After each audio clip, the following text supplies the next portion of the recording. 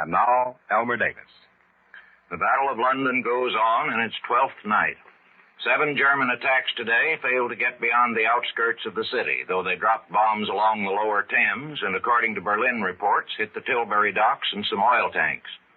Several large waves that flew in across Kent by daylight were stopped by British fighters that waited for them in 2 layers, one high above the other, the upper group of defenders diving down on the German bombers and forcing them down toward the guns of those below. But at dusk, an 8th raid on the capital began, the Germans coming up the river and across country from the south, and after several hours fighting, some of them got through.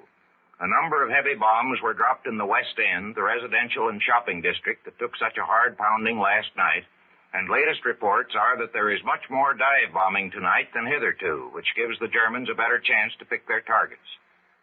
The British are now talking about their secret weapon, which is said to have been successful against planes in small vital areas, but evidently it has not yet been used in the defense of London.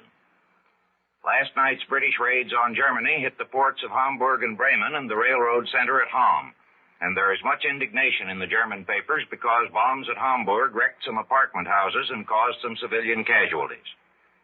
The gale that has been blowing up the channel died down today, and convoys of German shipping were again seen moving westward along the continental coast. Accordingly, British bombers tonight gave ports on the opposite shore the hardest pounding they have received yet, all the way from Dunkirk to Cherbourg. Despite the scattering of German shipping by the storm, and the rumor that many small vessels that the Germans had seized in Norway had been returned to their owners, as if the planned invasion had been given up, the British are evidently resolved to take no chances. Another consequence of the storm was seen today when British barrage balloons, torn from their moorings by the wind, drifted as far east as Sweden and even Finland. The Italians are not making too much of their capture of Sidi Barrani, 60 miles inside the Egyptian frontier. There was sharp fighting before the town was taken, with air forces and armored units engaged on both sides. The Italian communique speaks of the tenacious resistance of the British, and apparently the losses were considerable. Italian mechanized columns are now moving along the coast road towards the British base at Marsa Matruh, but it is admitted that the fire of the British fleet can hamper this movement and also pound Sidi Barrani itself.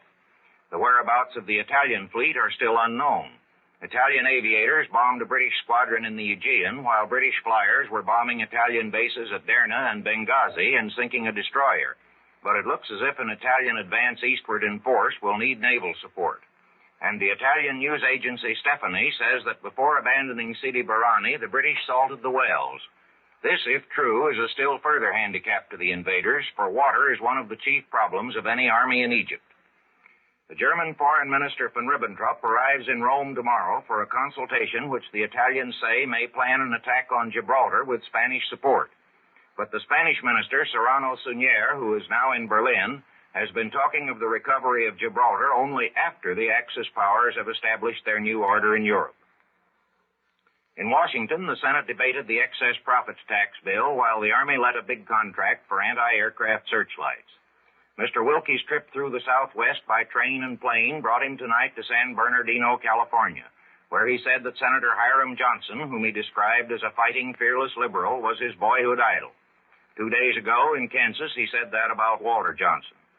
In speeches at his various stops, he said that rehabilitation of our domestic economy is the front line of defense, and that's the news to this moment.